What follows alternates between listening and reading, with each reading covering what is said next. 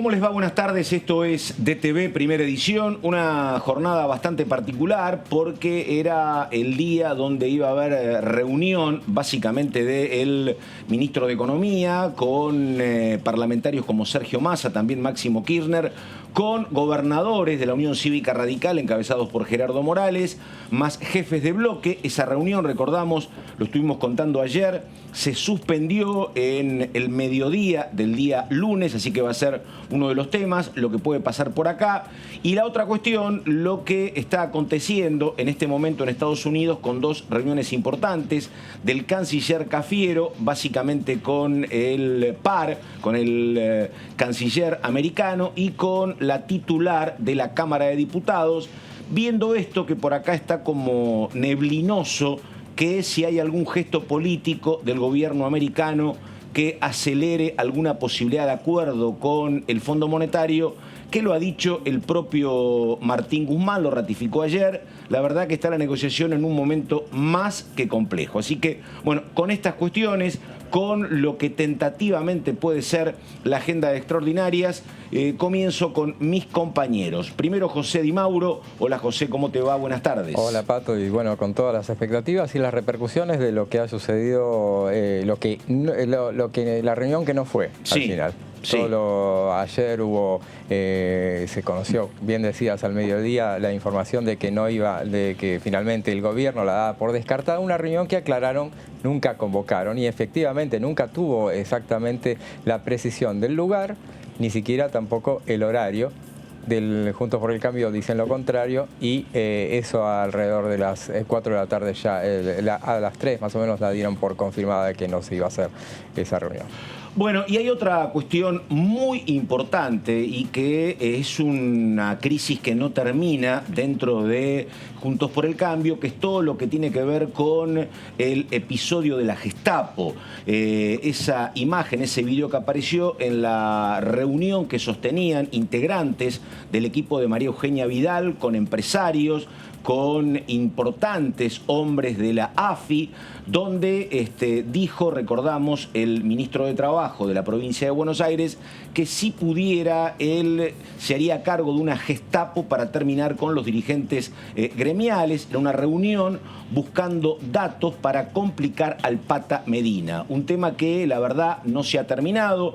Hubo explicaciones que no conformaron y es un tema que no está saldado dentro del propio Juntos por el Cambio. Cuando se pidió algún respaldo más enfático para con la ex gobernadora, ese respaldo apenas se redujo a gente del PRO. No pasó lo mismo con la coalición cívica, que está como muy cuestionadora de todo lo que pasaba allí.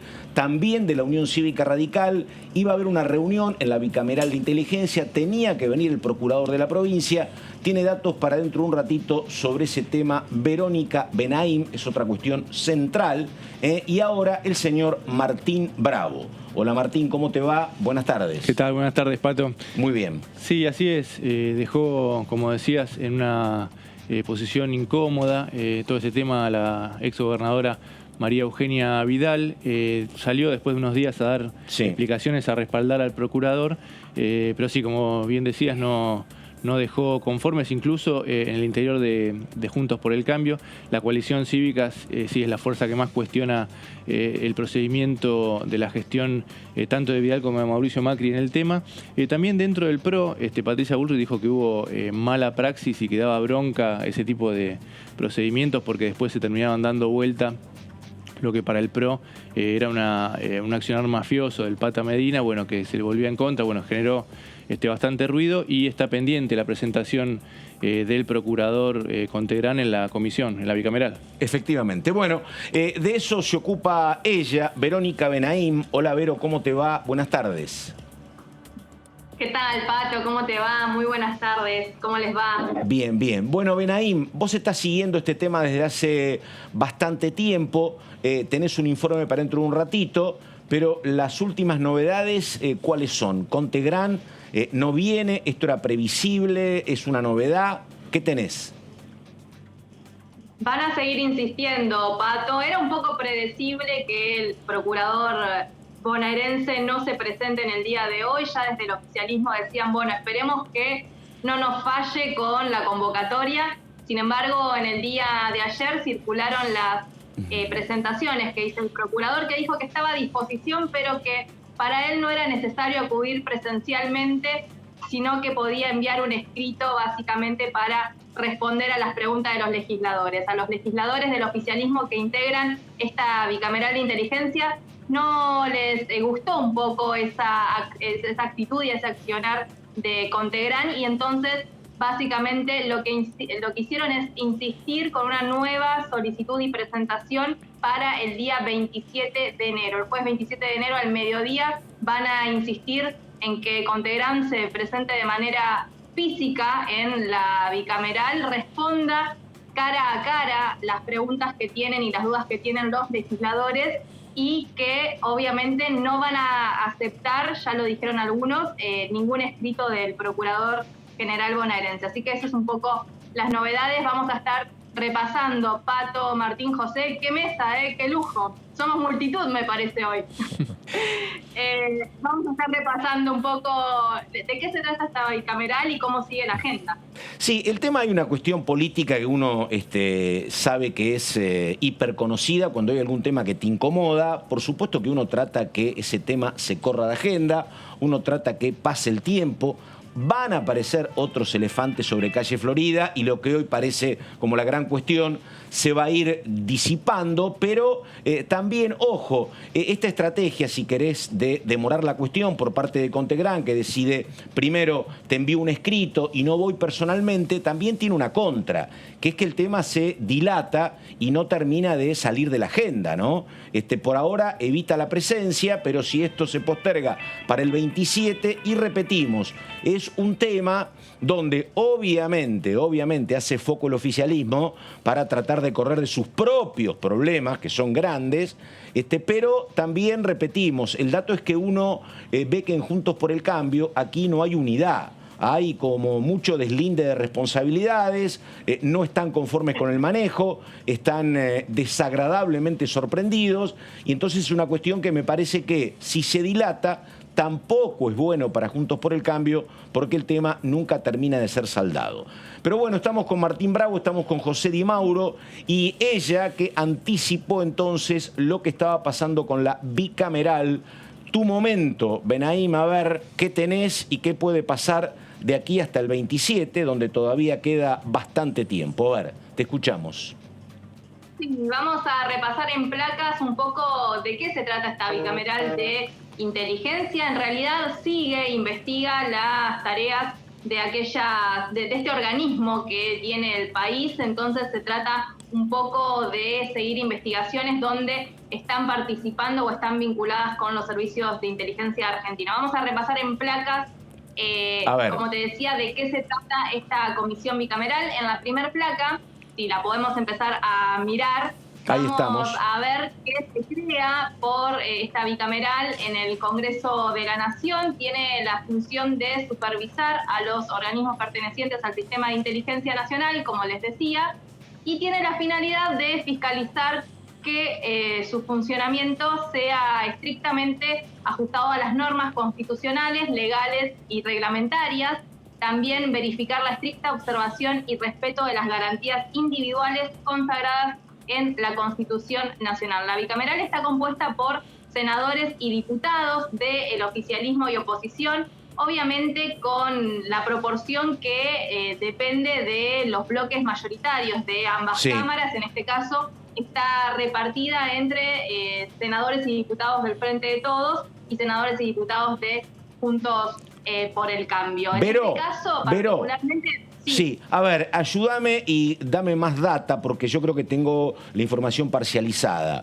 Por parte del oficialismo, si no me equivoco, algunos de los integrantes son Tailade y Moró.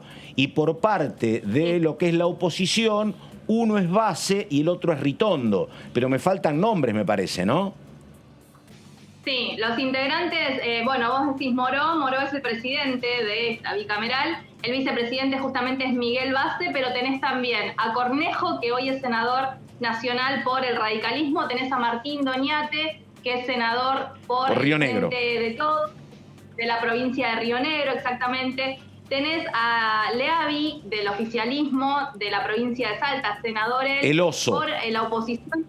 Exactamente, por la oposición tenés también a Milman, que ha entrado recientemente, vuelto al Congreso de la Nación por Juntos por el Cambio. Está también Blanca Osuna del oficialismo, sí. Mariano Recalde del oficialismo en el Senado de la Nación. Y también respecto a, vos decías, Ritondo, también otro senador de la oposición, Nacho Torres, Valdés y Tailade. La comisión bicameral va desde que surgió toda esta investigación respecto a lo que hacían los agentes de inteligencia en ese encuentro en junio del 2017 en el Banco Provincia, va a investigar a través de, o está trabajando a través de una subcomisión donde están participando 3 oficialistas y un opositor. Está allí Leopoldo Moró, Eduardo Valdés, Rodolfo Tailade por el Frente de Todos y Miguel Base está representando a la oposición. Vamos a seguir con las placas. En el marco de estas citaciones, ahí justamente estábamos diciendo, ¿no? De estas citaciones a los empresarios y exagentes de la Agencia Federal de Inteligencia que participaron justamente en el marco de esta investigación, están citando, o al menos empezaron con la semana pasada, a distintos empresarios, lo veníamos contando. Pato, vos te acordás que decíamos que algunos empresarios pidieron postergar sus citaciones porque, bueno, había un caso que tenía COVID positivo, otros 2 que no estaban adentro de la ciudad de Buenos Aires, no se encontraban en la ciudad de Buenos Aires, entonces no podían venir a participar del encuentro. Y hubo 2 empresarios particularmente que decidieron no acudir a la comisión bicameral por recomendación de sus abogados, teniendo en cuenta que justo cuando empezaba esta ronda de citaciones la semana pasada, desde la Justicia Federal de La Plata, justamente se imputó a la mayoría de los empresarios que participaron de esa reunión y decidieron, a partir de lo que les recomendaron los abogados, primero presentarse en la justicia y luego en la bicameral. También estuvo la semana pasada, seguimos con las placas, estuvo Hernán Casasta, que es justamente es un ex policía de la bonaerense que ha sido muy importante en los testimonios. ¿Por qué? Porque este policía retirado de la bonaerense confirmó haber sido el autor de un audio en el que se relataba supuestamente este entramado de armado de causas contra sindicalistas durante la gestión de Cambiemos. Ese audio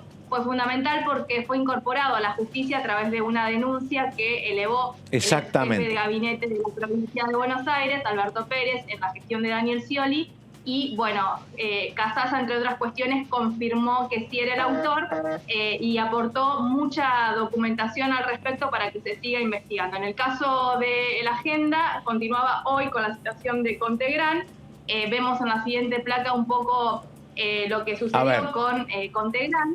El funcionario judicial de la bonaerense respondió ayer a través de una nota que no recibió mayores precisiones sobre el sumario de investigación que una subcomisión está instruyendo, y si bien expresa su plena disposición para colaborar con las tareas de la comisión y con la mencionada subcomisión, entiende que procede dar respuesta por escrito a las consultas y requerimientos informativos que dispongan. Desde la bicameral volvieron a enviarle una nota diciéndolo, usted se tiene que presentar de manera presencial el próximo jueves 27 de enero a las 12 del mediodía. Ahora estamos a la espera de si esto sucede. La comisión bicameral no puede de alguna forma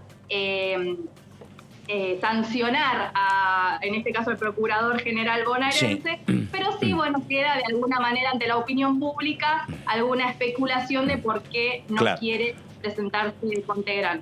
Vero, sí, y hay una cuestión que a mí me llamó mucho la atención sobre este tema, un dato que se conoció ayer, por el cual se dieron a publicidad los mails oficiales donde se pedía a autoridades del Banco de la Provincia de Buenos Aires la prestación, la cesión del salón donde después se iba a hacer la filmación de esta reunión, pero de manera oficial se pedía el espacio ese para que se concretara una reunión de 3 días y en el pedido se inhabilitaba ese salón por 3 días. Primero era la jornada previa a la reunión y después 2 días más donde la explicación que se da, después no estaba esto en el mail oficial, era que se necesitaba descablear todo lo que se cableaba para filmar.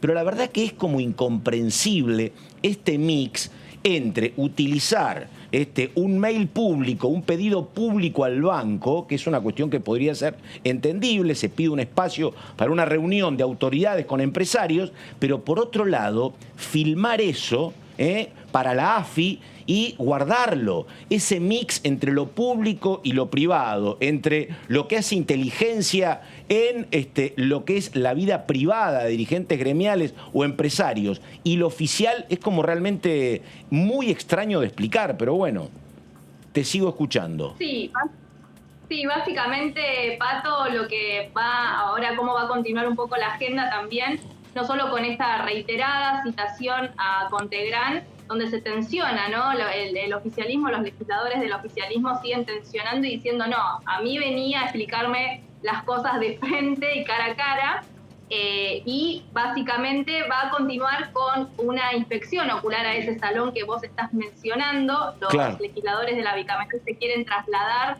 a ese lugar para observar cómo es la distribución, dónde estaban ubicadas estas cámaras. Además, se habló con la empresa que o provee ese servicio de cámaras al Banco Provincia.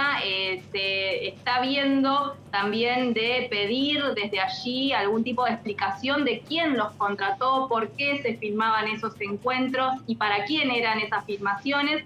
Así que esta empresa también va a tener mucho que aportar. Obviamente la investigación sigue en lo judicial y seguramente en lo judicial también se le tome indagación en este sentido. Además, hay una especie de sospecha con esta empresa, particularmente porque se indicaba que también había trabajado para la gestión de Jorge Macri en momentos donde él había sido el titular de este banco. Así que básicamente hay varias cuestiones para seguir investigando y por eso hay una extensa agenda desde la bicameral que parece ser que quiere ir bien a fondo, ¿no? Con esta cuestión. Sí, un tema que lo hablamos enseguida con ustedes tres, pero que es muy, muy complicado para María Eugenia Vidal, porque si no sabía, es muy malo lo que pasaba, era la gobernadora y esto era en la sede del Banco Provincia, también para el propio titular del banco.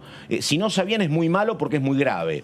Pero si sabía es peor todavía para la gobernadora. Entonces es una situación muy complicada, muy complicada. Que, a ver, le pregunto a Di Mauro y también a Bravo, me parece que esto, dentro de todo el peso que tiene, también creo que es algo que no sé si obstaculiza definitivamente o traba, pero que no ayuda para nada a alguna posibilidad de diálogo. Eso pasó en La Plata, acá en Buenos Aires, entre el oficialismo y la oposición, para otro tema muy, muy sensible como es el acuerdo con el fondo, me parece, Di Mauro, ¿no? Seguro, seguro. Y esto porque aparte tiene su correlato en La Plata. En La Plata. Decías, porque allá en la legislatura bonaerense ya se están presentando pedidos de juicio político tal cual reclamó desde el Senado de la Nación en su momento Juliana Di Tulio, que instó a los legisladores provinciales a que fueran a presentar pedidos de juicio político. Ya están siendo presentados, obviamente no van a prosperar.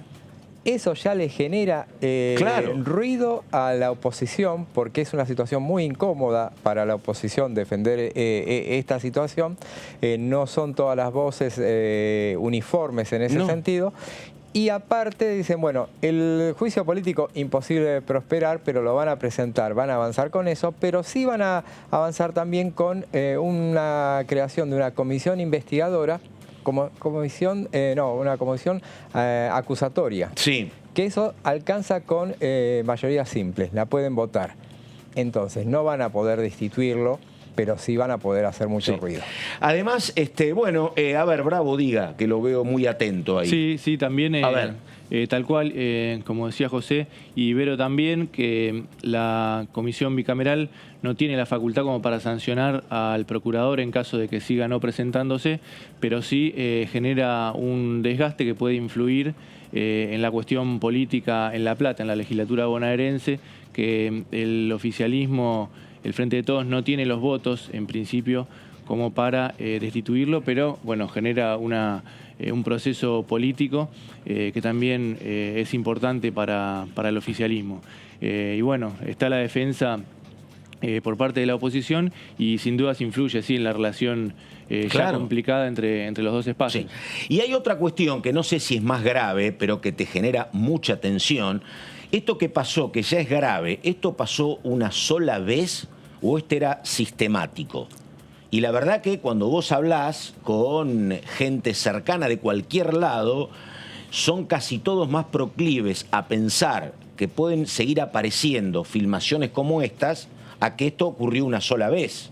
Hay muchísima preocupación. Y lo otro, tiene que ver con que el tema de que, bueno, un día Cristina Camaño, la titular de la AFI, dijo, miren lo que tengo, miren lo que me llegó.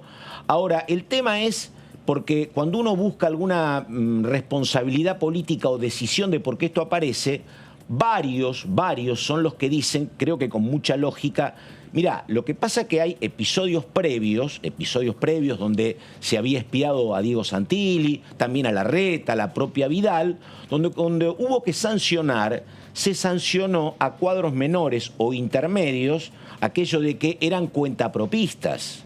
Y la verdad que muchos dicen los cuentapropistas no eran tales, recibían órdenes y esta aparición tiene que ver con su incomodidad. Porque esto de que los mandaron a hacer determinado tipo de trabajo y ahora los que los mandaron salen sin ningún tipo de acusación y ellos tienen que absorber el costo político y penal, bueno, también genera mucha incomodidad. Así que la verdad, habrá que ver, pero esto de que podría aparecer más material es un tema que me parece genera muchísima incomodidad en todos Juntos por el Cambio. No sé qué tenés, Benaim, si tenés algo. No, aportarte, Pato, a lo que vos estás mencionando, que fue la propia Camaño la que hace unos días nada más dijo que no descartaba que haya más videos. Claro. Y esto significa además que no descarta que haya habido otro tipo de encuentros de este estilo.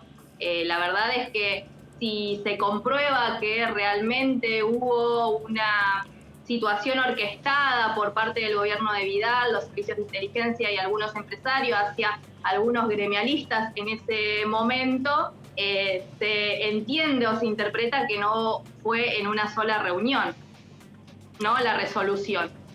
Ahí estamos. Bueno, También. y además, sumando a lo que decían tanto Martín como José, digo, uno tiene muy presente lo que ha dicho siempre Elisa Carrió, que ella era enemiga de cualquier tipo de agencia parecida a lo que es la AFI o antes era la CIDE, ¿no? Así que bueno, también, y los otros días lo decíamos, es un momento particularmente singular para toda la coalición cívica, que está muy incómoda con esto, que es una coalición cívica que ve cómo florecen los candidatos presidenciales dentro de Juntos por el Cambio, pero son o radicales o del PRO, ellos no participan de ese juego, no tienen candidatos, pero me parece que es un tema muy, muy sensible y te digo, si uno tiene que estar atento a la aparición de otro posible cassette o más imágenes, también me parece que hay que estar muy, muy con el ojo, muy atento a ver qué es lo que pasa cuando termine enero con Elisa Carrió, ¿no? Que ella dijo, yo con 40 grados no voy a ningún lado, pero bueno, ya la temperatura empezó a bajar, ¿viste? Y ya, bueno, así que me parece que esta cuestión, nada. Y te pregunto, Benaim, deja de reírte, por favor, te pregunto, ¿qué pasa de aquí hasta el 27? ¿Hay alguna otra convocatoria o todo queda stand-by hasta la posible reunión y ver lo que pasa con Contegrán? No, bueno, lo que me estaban diciendo es que están preparando todo para hacer esta inspección ocular en el Banco Provincia, así que es muy probable que se estén finalizando los detalles para poder hacer este accionar. Recordemos que la bicameral no tiene poder de sanción, tampoco, digamos, es incidente o vincular a la cuestión judicial. Sí puede aportar pruebas, pero sí tiene, y los organismos a los que le piden información tienen que brindársela y estar predispuestos a colaborar con el trabajo de investigación que hace este tipo de comisión en el Parlamento. Así que, en principio, se avanzaría también por ahí, y resta saber en qué momento van a citar a los políticos que estuvieron en este encuentro en el Banco Ahí Provincia, está el porque intendente de La Plata, Garro, perdóname, ahí está el intendente Garro. Exactamente, está el intendente Julio Garro, está el propio ministro de Trabajo, Villegas, de la provincia de Buenos Aires, o el ex ministro de Trabajo de María Eugenia Vidal, y está también la posibilidad de que se cite a María Eugenia Vidal y a su jefe de gabinete, Federico Salvay. Está el senador Juan Pablo Alan. También. Exactamente. No, además hay otra cuestión. Hay otra cuestión, ¿no? Que es como más doméstica, pero es que es muy común en política. El gobierno, ¿qué momento atraviesa? Tiene una inflación elevada, no está el acuerdo con el Fondo Monetario, no hay por ahora visos del plan plurianual. Digo, esto, todas son complicaciones, poder ocuparse de esto, que es realmente grave, la verdad que también es como muy entendible y comprensible por el lado del gobierno, ¿no? Obvio, claro. Sí, seguro, porque aparte también le abona todo el terreno que ellos han hecho en materia de lawfare. Sí, exactamente, claro, exactamente, sí. Así que bueno, Benaim, te quedás ahí presta, atenta, seguís trabajando y tenés como 4 informes, me dijeron hoy, ¿no? Totalmente, estuve trabajando hasta toda la madrugada, Pato, para poder informarlos. Muchas gracias. Igual tenés una mesa, igual tenés una mesa de lujo. Por supuesto. Me voy a limitar a observarlos. Bueno, ahí estamos. Bueno, esto es DTV, primer tema, que la verdad es un tema que no se termina, porque esto va a avanzar y me parece que las consecuencias de ninguna manera todavía están cerradas. Se viene Martín Bravo en un ratito, pero ahora José Di Mauro con un tema vinculante con esto. Di Mauro, a ver. Claro, y bueno, tiene que ver con varias cosas. Mencionabas recién a Elisa Carrió y es un proyecto que presentó, ni bien estalló este escándalo, digámoslo con todas las letras. La coalición cívica presentó un proyecto que era para justamente con la intención de eliminar la Agencia Federal de Inteligencia, y en realidad se trata de un proyecto que ya presentaron en 2016, lo presentó Elisa Carrió cuando era gobierno Cambiemos, a poco de iniciado esa gestión, y tenía la intención de reformar todos los organismos de inteligencia. Ellos hacen un mea culpa de que no se avanzó, claramente no se avanzó con ese tema. El proyecto se llama de Ley de Reforma del Sistema de Inteligencia Ahí Nacional y la creación del Sistema Nacional de Investigaciones. Su objeto es establecer el marco jurídico en el que desarrollarán sus actividades los organismos de inteligencia y los organismos de investigación, claramente separados en su jurisdicción, pero estrechamente integrados. Recordemos, aparte, que hay un montón de proyectos que se han presentado, no es el único que hay en ese sentido, pero este es puntualmente de la coalición cívica, lo firmaron todos los legisladores de ese espacio y tiene como fin ponerse a disposición y consensuarse con otras iniciativas. Tiene prohibiciones, por ejemplo, es la de realizar tareas represivas, poseer facultades compulsivas, cumplir por sí funciones policiales. Todo eso no puede hacerlo, tampoco cumplir funciones de investigación del crimen sin requerimiento de autoridad judicial competente en el marco de una causa concreta. Muchos de estos elementos ya existen en la ley vigente. Claramente te tiene que autorizar un juez.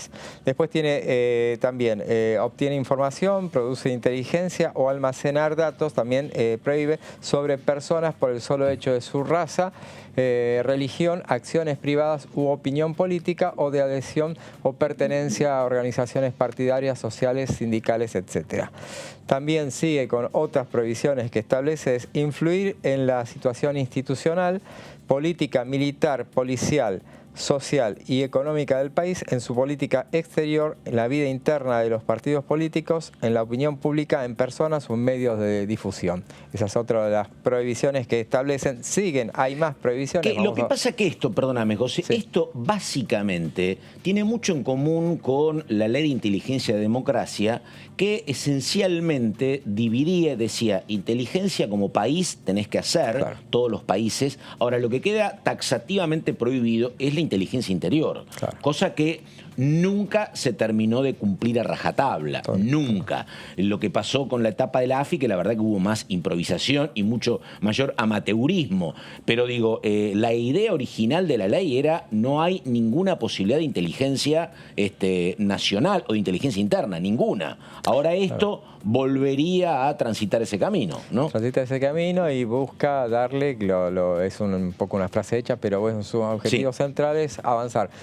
Tener servicio de inteligencia para narcotráfico y terrorismo. Esa Claro, es la función fundamental, no como pasa ahora. Seguimos, hay otra tanda más de prohibiciones y es revelar o divulgar cualquier tipo de información adquirida en ejercicio de sus funciones relativa a cualquier habitante o persona jurídica, ya sea pública o privada, salvo que mediare órdenes o dispensa judicial, lo que decíamos claramente, que bueno, muchos de esos elementos ya existen y ya existen en otras legislación como la ley de inteligencia interna.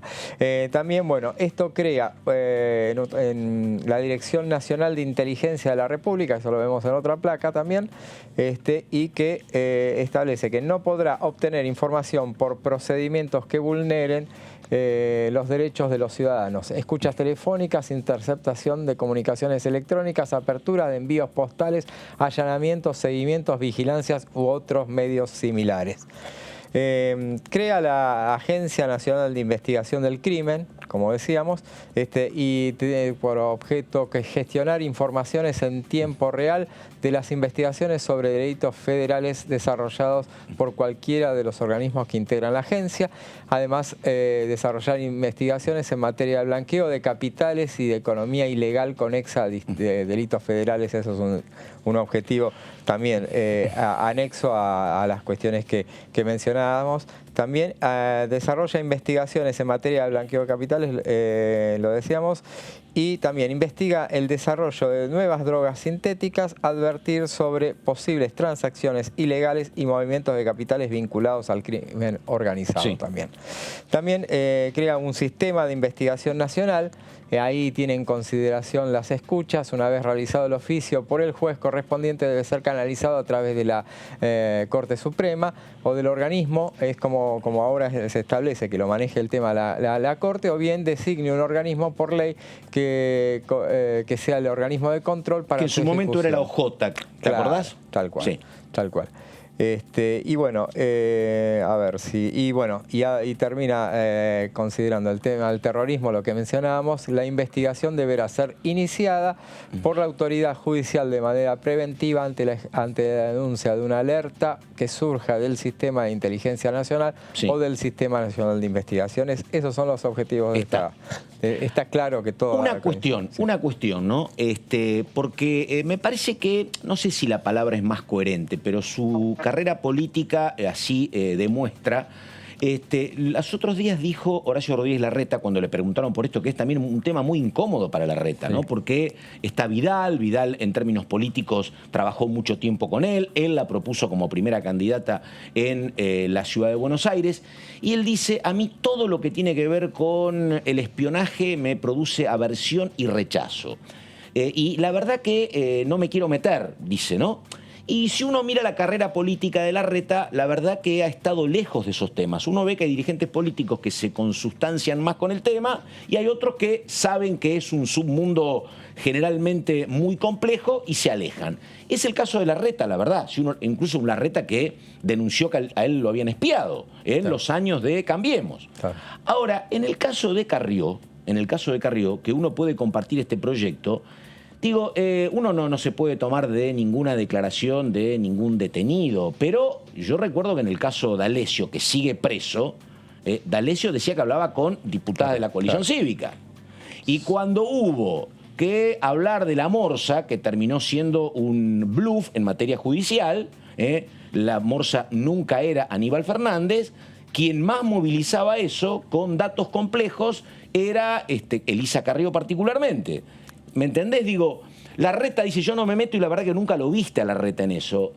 Carrió, creo que la verdad, a lo mejor con más cuidado, con otro margen político, con otras ideas, pero en el tema algunas veces Carrió había participado, así que nada. Claro, pues, pero bueno, este proyecto, que es un proyecto de ella, habrá que ver si acá la coalición cívica lo impulsa, pero bueno.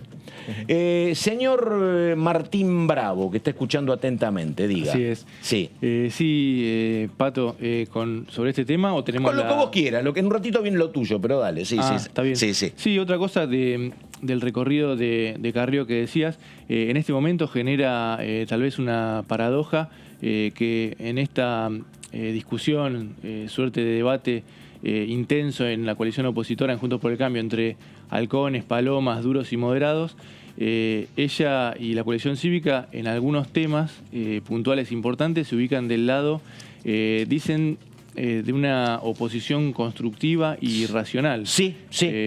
Por ejemplo, en el caso del presupuesto, estaban sus integrantes de bloque más predispuestos a apoyarlo, y lo mismo en el acuerdo con el FMI o en la propia reunión con Guzmán, que al final no se hizo. En el caso de que fuera en el Congreso, eso sí, ponían la condición de que fuera en el Congreso, pero iban a asistir, y también están manifestando que es importante que se llegue a un acuerdo con el FMI.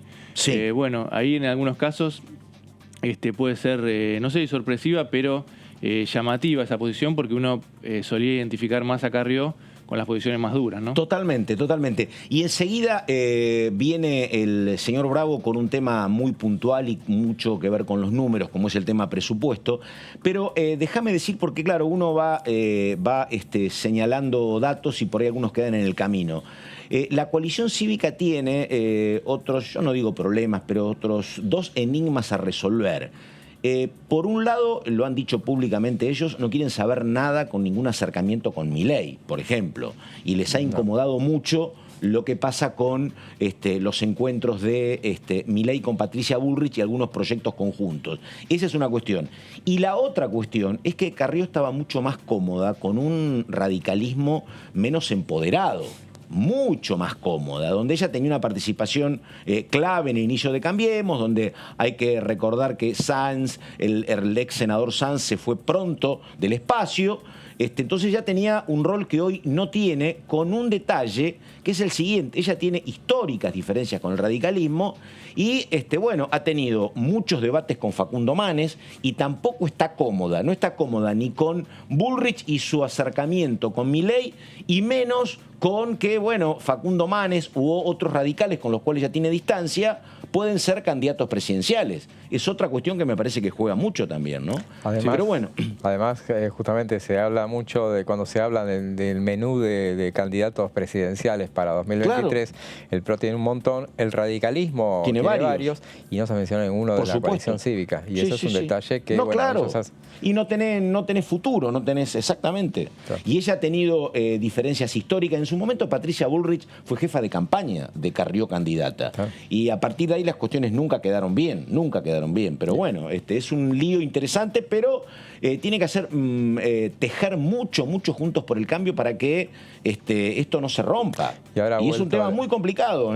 Ha vuelto al espacio, ha llegado al espacio, un personaje con el que no se llevaba bien. Se llevó bien, después bastante mal, Elisa Carrió, que es Margarita Stolbizer. Claro. Que está ahora también en Juntos por el Cambio. En estos días alzó la voz reclamando un espacio en la mesa de conducción. Sí, ¿te acordás cuando eran gobierno decían, che, hay demasiadas mesas? Bueno, ahora necesitas, la verdad, demasiadas sillas. Exactamente, sí. Bueno, el señor Martín Bravo, diga, Bravo, a ver, vamos a lo suyo. Sí. Vamos a repasar un informe de la Oficina de Presupuesto del Congreso sobre la composición del gasto público. ¿Qué tema ese? Es un tema, claro. Sí, es interesante. Justamente en este momento de tanta discusión sobre cómo bajar el déficit para acordar con el FMI, cómo hacer el ajuste, que en parte ya está en marcha, ¿no?, con la inflación y la pérdida de poder adquisitivo. Pero bueno, cómo llegar a un acuerdo, cómo bajarlo, en cuánto tiempo, que es una de las diferencias. Ahí enseguida aparece el tema de tarifas, ¿no? Claro, ese segmentación y cuál es el subsidio. Subsidio, claro. sí, eso está en lo que se llama rigidez media. Claro. El informe lo que hace es dividir en 3 categorías, son subjetivas, lo aclara, pero da los argumentos. Podemos ver la placa para ver cómo se compone cada una, y lo que decís, Pato, sí, está en rigidez alta, esto es lo que no puedes mover. La alta es la que no puedes mover tal cual, o si lo moves tendrías un costo político muy importante, mucho conflicto en un país con pobreza tan alta, bueno, con las necesidades. Y ahí tenés, a ver, jubilación universal por hijo. Sí, otras asignaciones familiares también. Pensiones no contributivas, gastos en personal. Estos sueldos de empleados públicos nacionales. Sueldos de empleados públicos, sí. Ahí un sector que está más a favor del ajuste es lo que cuestiona esto que decíamos, que puede ser subjetivo, pero también hay que ver a qué costo lo podés bajar. Ahí tenés un tema, ¿no? Ahí tenés un tema de que la paritaria, si no te acompaña la paritaria de ATE y la paritaria de UPCN no te acompaña la inflación, tenés una reducción del gasto. ¿no? Claro, eso ya fue avanzado en los últimos años, sí. Claro. Y después también hay una discusión ahí de hasta qué punto se puede bajar, porque también tenés reclamos de la sociedad importantes, por ejemplo, en seguridad, en salud, que también, por un lado, hay un clima de, bueno, hay que bajar el gasto público. Por otro lado, hay reclamos que también... Y porque además vos bajás el salario y tenés menos gasto, pero también tenés menos consumo. Tal cual. Y tenés menos... La gente y menos servicios, ¿no? Menos servicios del Estado, que también se reclama en esas cuestiones. Está bueno esto, ¿eh? Así que tenés... Esa es la alta. La alta, claro. Después tenemos la media. Bueno, también en la alta tenés transferencias corrientes a provincias y a universidades. Claro. En la media tenés lo que decías, subsidios a la energía y al transporte principalmente, otros subsidios, otros programas sociales más allá de la UH, otros programas, gastos por emergencias. Bueno, acá entra, por ejemplo, todo lo que fue en estos 2 años el COVID, que también, o sea, esto es media, lo podés bajar, pero hasta cierto punto. El gasto en COVID lo hubieses podido bajar en estos 2 años y bueno... prevención de enfermedades, las vacunas, otro tema muy presente. Y después gastos en servicios, transportes y alquileres, por ejemplo. Los subsidios al transporte que estaban pidiendo los gobernadores, me parece, de entidades públicos. También otro tema importante de discusión en el presupuesto. Que de hecho el presupuesto de COVID, el anterior, no existía, o existía muy mínimo porque no se calculaba que hubiera una nueva ola. Exactamente. Y perdóname, hay un ítem, Martín, que claro, uno dice, no parece grave, pero si vos multiplicás, alquiler de entidades públicas, dice, ¿no? Por ejemplo, claro, todos los gastos que ahí lo ponen en el segmento medio, que decís, bueno, se podría recortar hasta cierto punto, pero hay que ver, ¿no? Porque dejarían de funcionar algunos organismos.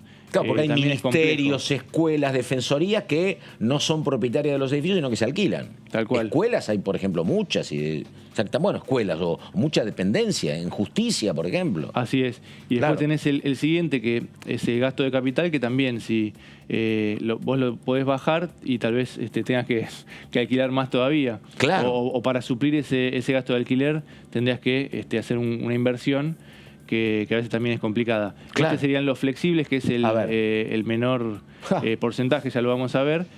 Ahí sí es la inversión pública. Después transferencias discrecionales a las provincias porque las corrientes estaban en la media. Gastos de capital, por ejemplo, inmuebles y esas cosas. Y otros gastos corrientes. Pero claro, si ajustás por acá, que es supuestamente donde sería... si frenás la inversión pública, hay mucha menos gente trabajando. También, claro. No hay obra, si no hay trabajo, hay reclamo social y no hay menos consumo también. Exacto, es una rueda que también... porque una de las coincidencias, acaso de las pocas coincidencias, es que cómo hacer para no ajustar, crecer. Eso puede coincidir el oficialismo y la oposición. Pero con lo que está diciendo también, a veces el ajuste genera menos consumo y menos crecimiento, ¿no? Es la pelea histórica entre algunos sectores más liberales y otros más populistas, ¿no? Que los populistas le dicen, vos querés ajustar, pero mataste la economía, ¿no? Claro. Y después, claro, Lo que está porque diciendo cuando el matás la gobierno en economía este momento- no recaudas tampoco impuestos, es un problema. No recaudas IVA, por ejemplo. Exacto, Claro. exacto. Lo que dice en este momento el gobierno que hay un crecimiento, otros lo consideran un rebote después del parate por el COVID. Bueno, ¿cómo mantener eso? A ver, ¿y esto qué es, Flaco? Ahí tenemos, por ejemplo, Gastos los con números rigidez alta, ¿eh? del informe de 2021. El porcentaje de lo que vimos recién de los gastos con rigidez alta es un 63,6%. Claro. Después vamos a ver cómo está compuesto ese gasto y bueno, lo difícil, o por lo menos con un alto costo político para tocar, es un alto porcentaje. Después tenés la media, que vamos a ver que la mitad de ese porcentaje son los subsidios, Claro. en 24,8%. Y lo más fácil, lo más factible, así lo dice el informe de reasignar, te queda solamente un 11,5%. Pero, pues es que yo digo, es más fácil, pero creo que es delicadísimo el tema de la obra pública, ¿no? Porque viste que dice que, claro, porque vos no girás, pero el impacto económico, el impacto político, digo, ¿cuántos años hace que escuchamos de que falta infraestructura en el norte, ¿no? Por ejemplo. Seguro. Acordate de lo que nos contaban, que el plan Belgrano iba a ser como una maravilla. Bueno, y se siguen demorando cuando se discute el presupuesto, te dicen hay provincias donde hay un puente que hace 10 años que aparece en el presupuesto y nunca están los recursos. Digo, sí, claro, es más fácil eso que Más factible, bajar claro, los pero recursos del PAMI. con Pero consecuencias. es muy seguro. complicado. Cuando Ante se habla todo. de desarrollo y de cómo crecer, también Claro. se dice, bueno, hay que mejorar los costos de la logística y eso es infraestructura y ese tipo de inversiones. Aunque- También es cierto que, por ejemplo, lo que hacen a veces los gobiernos lo podemos ver con el recorte que llevó adelante Horacio Rodríguez Larreta con la quita de coparticipación en la ciudad, Claro. vino por el lado de la obra pública. Claro, ante toda Y obra crisis pública y un siempre- poco más de impuestos vino, ¿no? Para la También ciudad. hubo una suba de Claro. impuestos. Ante toda crisis, Macri 2018-19 tiene que ser reasignar en plena víspera de campaña, tiene que reasignar el tema de obra pública, Claro. porque era lo que le pedía el fondo recortes y fue lo que recortó y bueno, y Larreta obviamente fue. Ahora, perdóname, Flaco, vos que haces buen resumen, para entender todos, rigidez alta es básicamente lo que se paga de jubilaciones, el PAMI y salarios públicos.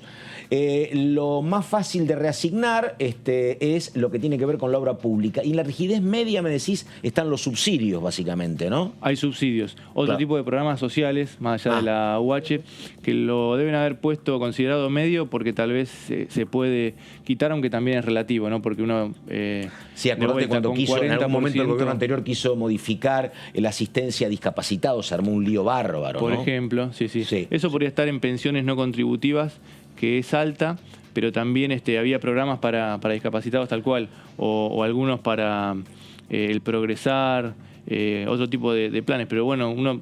Sí, y ahora una cuestión de sentido común, a ver, les pido a ambos, porque en el medio de este enorme lío cuesta entender que no haya un avance concreto, que pueden ser, no sé si ellos dicen 4.000, 5.000 millones de dólares, ponle que sea menos, con el tema de la segmentación, ¿no? Hoy escuchaba a un colega planteando, él vive en Palermo, esposa y 2 hijos, paga de luz 900 pesos.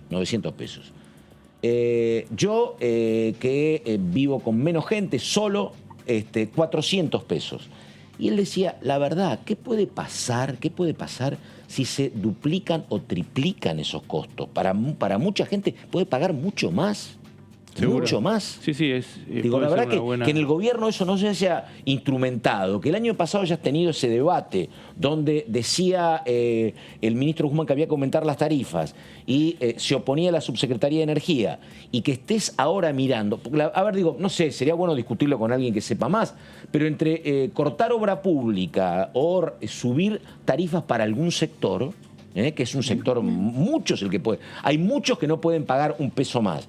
Pero hay millones que a lo mejor pueden pagar 2 o 3 veces más de lo que están pagando, me parece. Respecto de la segmentación, alertaba Aranguren, que Sí. es conocido, que Ayer estuvo ponía en televisión, no lo vi, pero lo vi de paso estaba. Claro, así. él decía ciertas prevenciones, por ejemplo, que los jubilados paguen menos con toda razonabilidad, pero cuando se intentó eso, lo que se hacía era poner todos los medidores, digamos, a nombre de los jubilados, o hacer ese tipo de... Un servicio a la patria, la gente. No, y hay otra cuestión muy, muy singular, que es que las provincias clave después de la provincia de Buenos Aires y Capital, la tercera y la cuarta en materia de PBI y demás, que son Santa Fe y Córdoba, tienen tarifas muchísimo más elevadas, con empresas eléctricas que son públicas. Y también se da con... Y la verdad que, bueno, qué sé yo, la gente se acostumbra. La gente lo paga, ¿no? Y se da con lugares donde hay, por ejemplo, cooperativas. También. Pero cooperativa, también vos me decís, no me puedo comparar el AMBA con una ciudad de 10.000 habitantes. Pero yo te hablo la verdad. Te hablo de Córdoba y de una es EPE y otra es EPEC, que son empresas públicas con tarifas mucho más altas. Digo, si vos tuvieses el acuerdo con el fondo en marcha, si tuvieses, no tuvieses inflación, bueno, decís, veo el tema de tarifas, pero en este marco de tanta necesidad... que no haya un acuerdo con eso es raro también, ¿no? Dentro del propio gobierno. Se haya avanzado después de tantos años. Claro. Sí, lo que decía José de las dificultades en la implementación es lo que supuestamente en algunos momentos el gobierno argumentó como para no llevarlo en marcha. Bueno, lo que decías de la discusión tan fuerte del año pasado. Guzmán intenta llevarlo adelante.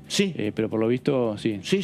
Porque ahora bien, bueno, hay una cosa que no sé si tiene que ver con lo que vos decías, José, que ahora te están obligando, y me parece razonable, a que el servicio esté a tu nombre. Porque a veces era tan trabajoso el cambio que uno compraba una propiedad y quedaba a nombre de Di Mauro y uno pagaba, pero estaba a nombre de Di Mauro. Entonces no saben cuánto cobra Di Mauro. La tengo que poner a mi nombre y decir a vos qué régimen te toca, ¿no? Así que bueno. Bueno, señor, hay una placa más, me dicen, ¿no? Sí. Dale. Seguimos con la evolución de 2010. El informe analiza lo que es 2010 a 2021. La rigidez alta creció del 12,2 al 13,8% del PBI, la media del 4 al 5,4 y la que no tiene rigidez del 3,6 bajó al 2,5. Esto demuestra que el margen es cada vez menor de los gobiernos de esta fecha a esta parte, como para ver por dónde puede bajar el gasto.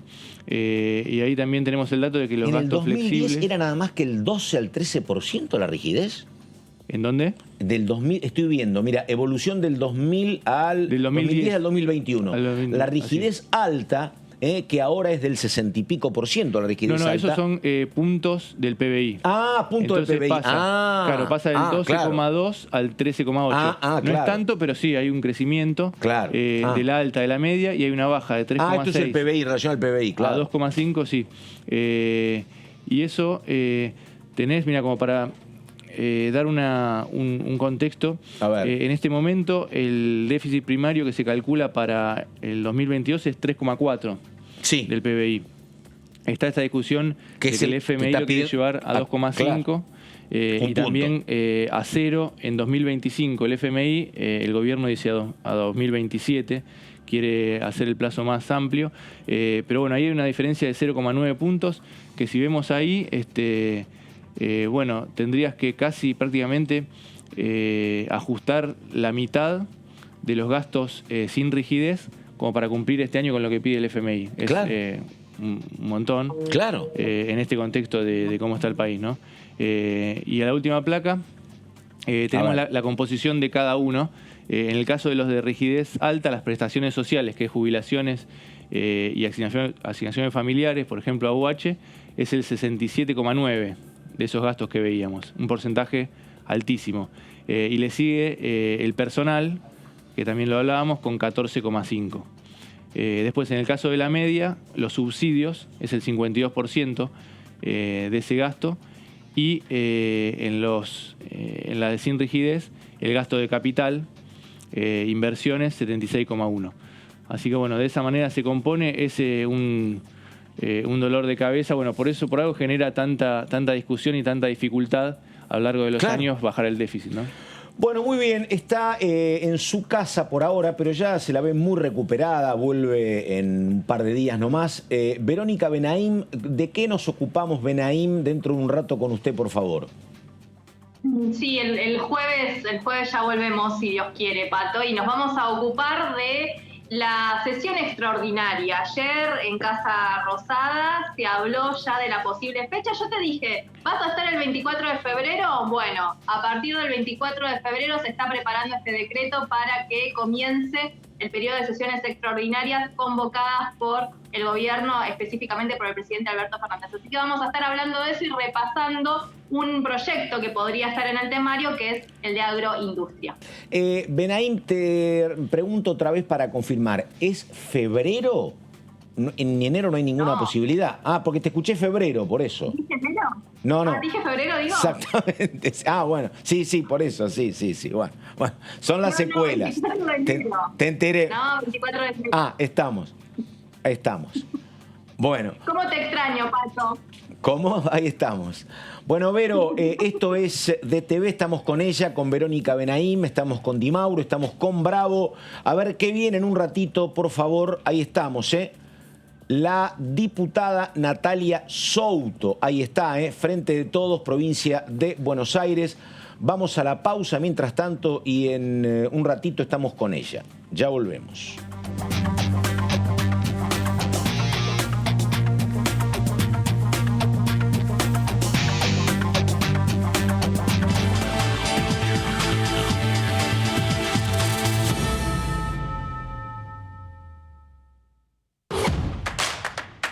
Información. Análisis. Diálogo. Consenso. Innovación. Economía. Ambiente. Tecnología. Federalismo. Pluralidad. Oficialismo. Oposición. Todo lo que sucede en el Congreso. Te lo contamos nosotros. Porque somos tu voz en el Congreso. DTV, el periodismo en el Congreso. Estamos vacunando. Cuidémonos más que nunca. Para evitar que la enfermedad se propague, es importante que utilices correctamente el barbijo cuando te encontrás con otras personas. Chequea que tenga 2 o 3 capas de tela. Úsalo siempre y cubriendo el mentón, la boca y la nariz. Recordá que los barbijos con válvulas y las máscaras no impiden la transmisión de COVID-19. Sigamos practicando la cuidadanía. Ministerio de Salud. Argentina Presidencia.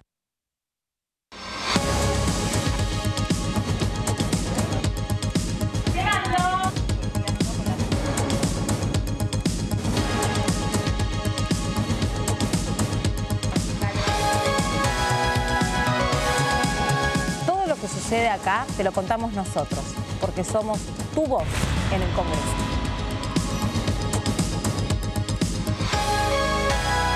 DTV, el periodismo del Congreso. ¿Qué es tener tu casa propia? ¿Es tener un título que diga que es tuya? Sí, pero es más que eso. Es saber que vos y tu familia van a tener un lugar al que puedan llamar casa. Y a partir de ese momento, todo cambia. Los mates van a tener un sabor único. Las pastas van a ser más ricas que nunca. Y las noches en familia, más divertidas. Por eso lanzamos Casa Propia, un plan nacional de vivienda para que cada argentino y argentina pueda tener su casa. Conoce más en argentina.gov.ar/Casa Propia. Casa Propia es construir futuro. Reconstrucción Argentina. Ministerio de Desarrollo Territorial y Hábitat. Argentina Presidencia.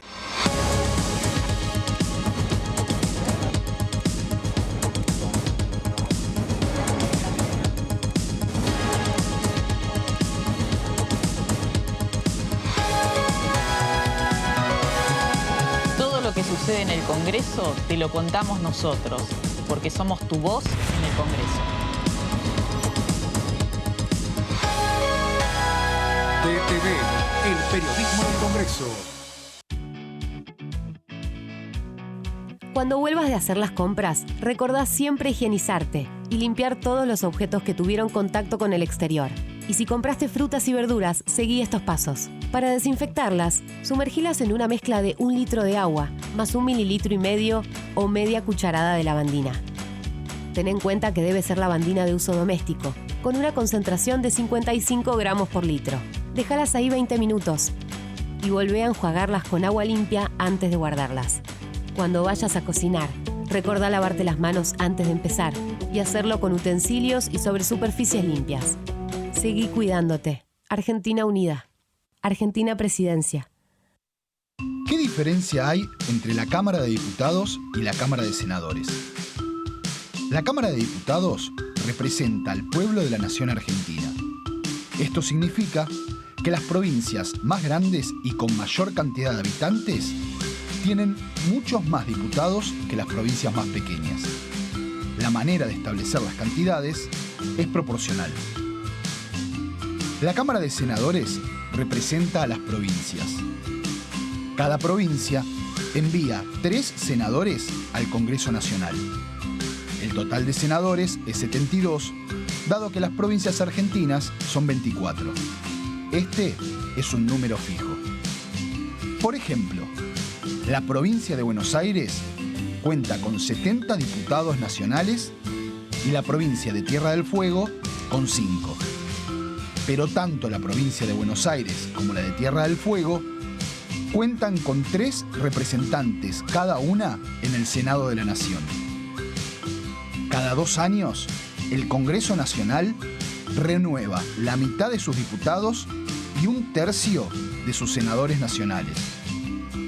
El mandato de los senadores es de 6 años, mientras que el de los diputados es más breve, dura solamente 4 años.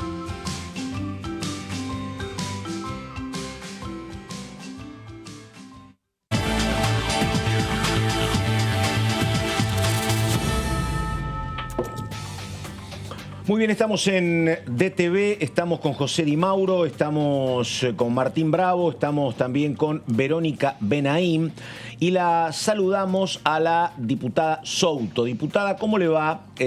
Carlos Méndez la saluda. Muchas gracias. ¿Qué dice? Hola, ¿qué tal? ¿Cómo les va? Muy bien. Ahí estamos. ¿Me escuchan bien o no? Impecable, pero espéreme un segundo que me dicen que hay presentación como corresponde, así que empezamos con la nota. A ver.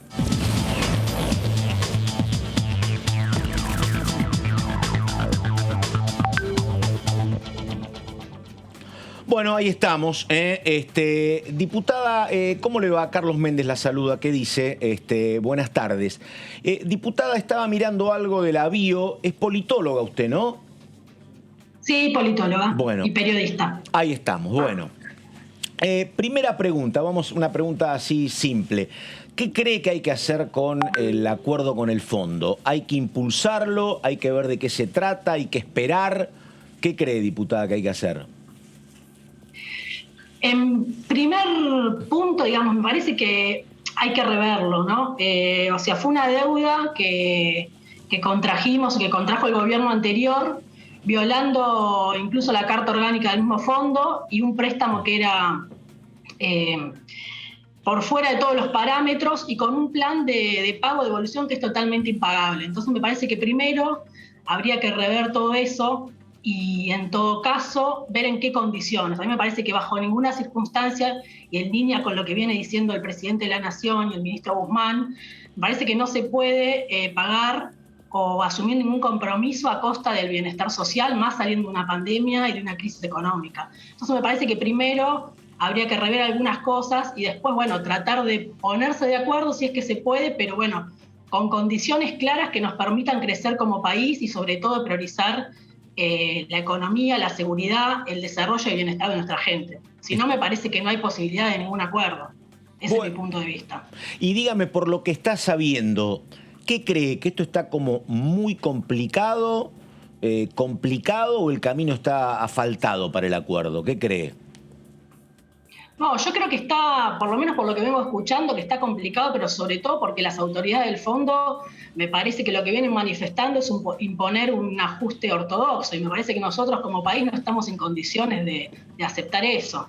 Me parece que no, que es imposible aceptarlo. Entonces, en ese marco me parece que sí, se va a complicar poder llegar a un acuerdo. Aparte, no solo tenemos vencimientos con el Fondo Monetario, sino también con otros acreedores externos, con otros grupos, que también son obligaciones que hay que cumplir, pero bueno, hay que tener en cuenta esto, en qué condiciones se tomaron esos préstamos, la pandemia, la situación económica del país.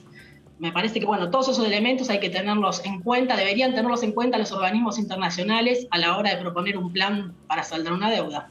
José. Algo razonable. Sí, diputada, ¿cómo le va? José Di Mauro, hola. ¿Qué tal? Algunos sostienen desde la oposición que ven en el oficialismo sectores que están más cómodos en la posibilidad de una ruptura con el Fondo Monetario. ¿Usted cree que es así y en ese caso se ubica dentro de esos sectores? No, yo obviamente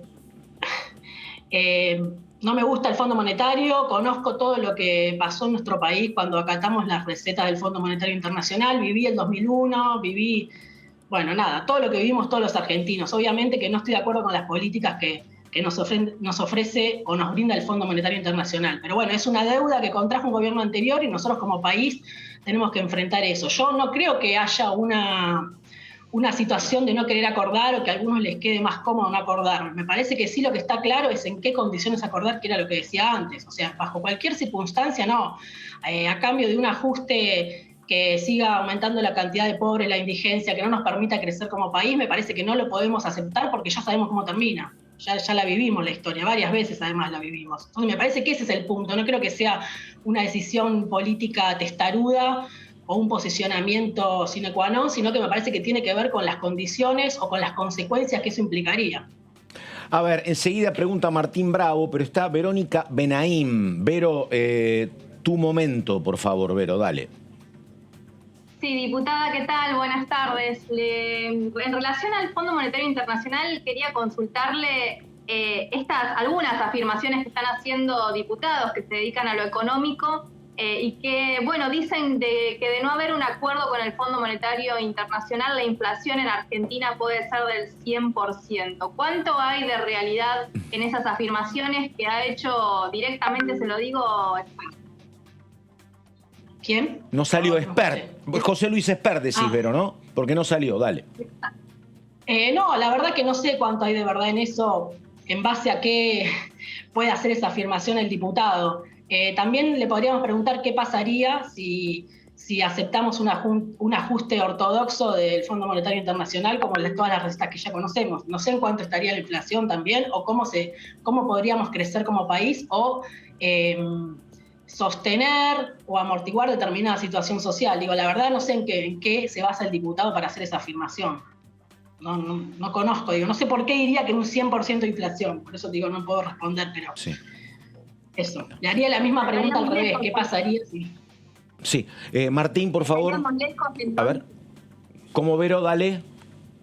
Dale, Vero. Si estaríamos lejos de ese tipo de afirmación, porque bueno, hoy la ciudadanía es uno de los temas que más se pregunta y le preocupa.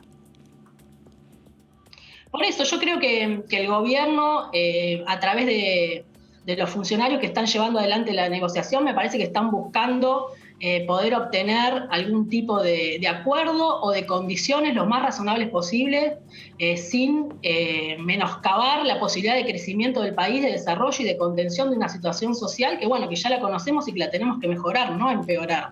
O sea, necesitamos estar mejor, necesitamos salir adelante, necesitamos reactivar la economía. Si no, tampoco en perspectiva vamos a poder pagar. Si no podemos reactivar el país, reactivar la industria, generar trabajo, que eso es a través de la obra pública, a través de paquetes de medidas que reactiven la industria nacional, que prioricen la industria nacional. Si no podemos empezar con eso, difícilmente más adelante podamos tener algún tipo de compromiso. Entonces me parece que, bueno, depende también de dónde lo vea cada una o qué hay que priorizar. Si queremos priorizar un país inclusivo y para todos o un país que solo defienda los intereses de pocos. Me parece que de fondo el debate es ese. Martín. ¿Qué tal, diputada? Martín Bravo. Soy buenas tardes. ¿Qué tal? ¿Qué efecto, qué impacto cree que puede tener la suspensión de la reunión de Martín Guzmán con los opositores que estaba prevista para hoy? Si eso de alguna manera hubiese ayudado en el contexto de las negociaciones.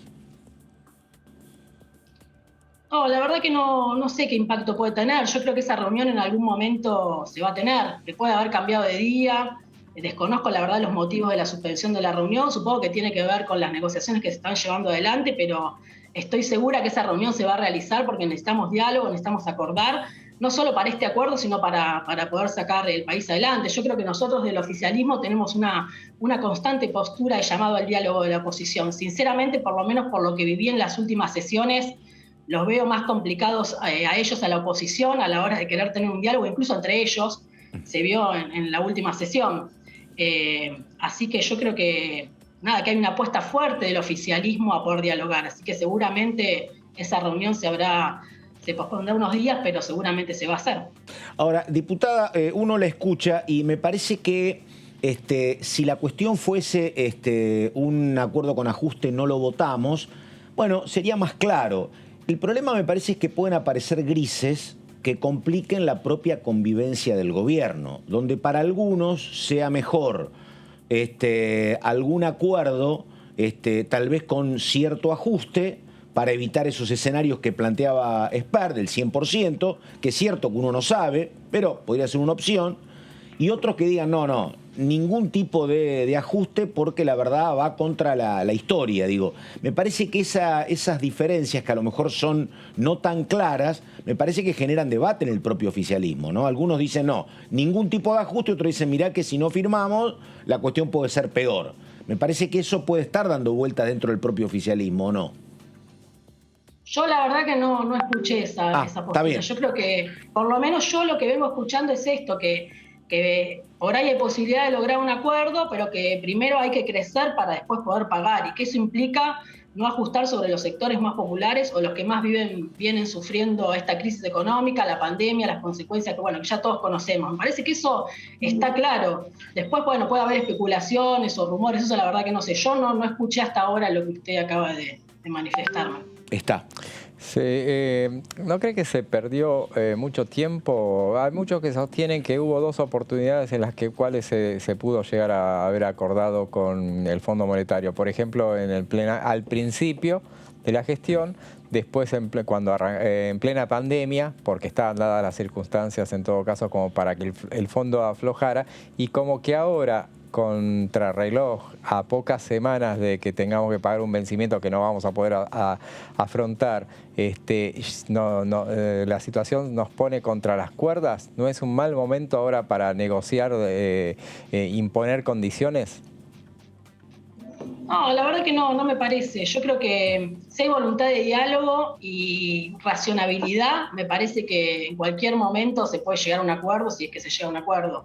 No creo que tenga que ver con el tiempo o con determinadas circunstancias. Me parece que tiene que ver con cuáles son las exigencias. Vuelvo a lo mismo que al principio. Me parece que que las exigencias son lo que determina que se pueda cerrar un acuerdo o no, a nivel, obviamente, país, ¿no? Está. Vero, por favor.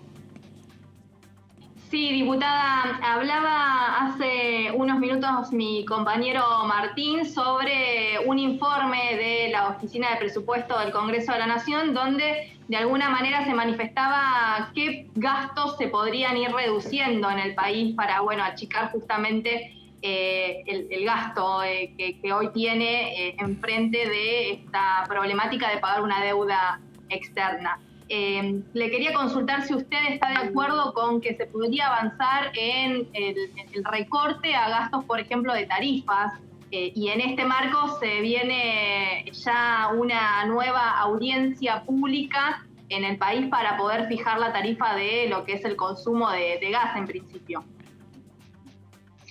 A mí me parece que si está bien segmentada, me parece que está bien, o sea que los que más pueden pagar tengan algún tipo de aumento determinado según la residencia o el tipo de consumo o el nivel de ingresos, no me parece mal en un momento de crisis que los que más tengan puedan aportar un poco más y aliviemos un poco a una parte de la población importante como la clase media o los sectores populares que están mucho más afectados. También creo, por ejemplo, que se podría volver a implementar el impuesto a las grandes fortunas. Me parece, en el mismo sentido lo digo, que estaría bueno por ahí poder escalonar y bajar algunos impuestos a los sectores productivos que vienen más golpeados, o a las pymes, o a los pequeños y medianos productores o trabajadores autónomos, y sí por ahí reforzar un poco a los grandes contribuyentes que por ahí puedan aportar un poco más en estas situaciones de crisis y de buscar poder salir adelante y reactivar la economía y el país. En ese sentido sí estoy de acuerdo.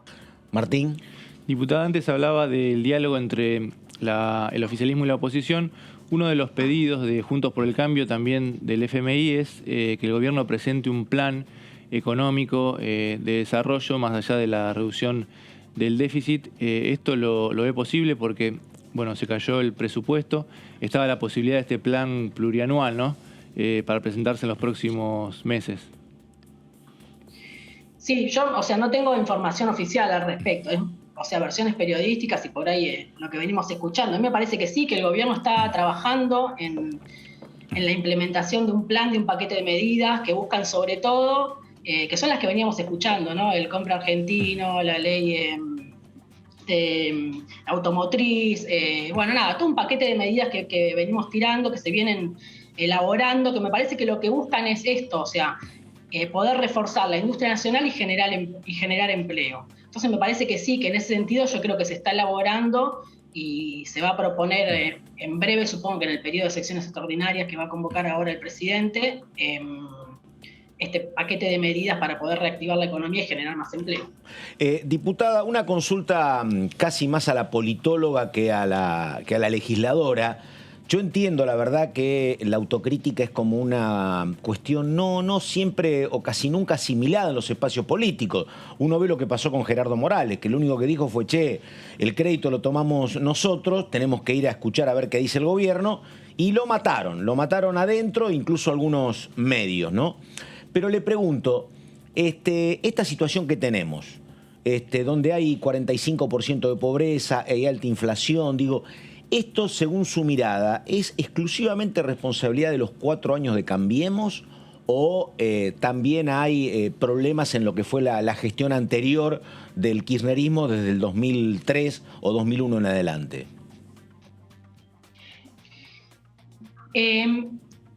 Yo creo que en realidad es un problema estructural que tenemos como país, digo, pues si no sería también negar la realidad.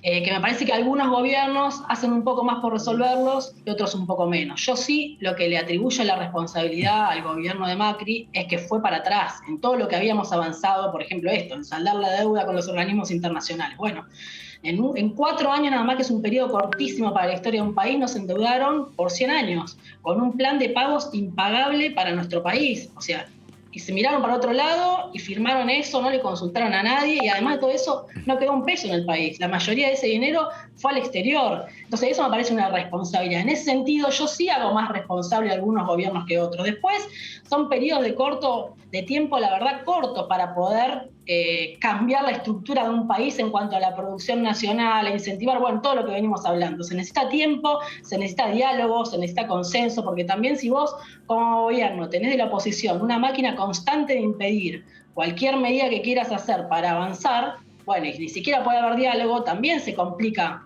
poder avanzar como país, porque no es que un solo sector va a sacar al país adelante. Un solo sector, el que ganó, es el que lleva adelante la propuesta del gobierno y trata de gobernar para todos los argentinos y las argentinas. Ahora, si del otro lado hay constantemente una máquina de impedir y de no dialogar, como yo por lo menos considero que viene haciendo la oposición, y bueno, se complica un poco más. En ese sentido, yo sí hago más responsable a los últimos 4 años de gobierno del macrismo, que creo que fueron para atrás décadas en lo que habíamos avanzado para sacar adelante nuestro país. Sí, diputada, a propósito de lo que decía también usted, recién cargaba contra la oposición en cuanto al hecho de que decía que tenía más peleas dentro de sí, pero ¿ustedes no creen que el problema lo tiene el oficialismo en todo caso, porque es el que necesita los votos? O sea, no preocuparse en todo caso por lo que le pase a la oposición, sino que ustedes para gobernar hoy por hoy tienen lo máximo a lo que llegan es a 127 votos, no les alcanza ni para el quórum ni les alcanza para ganar las votaciones, salvo que les falten legisladores a la oposición.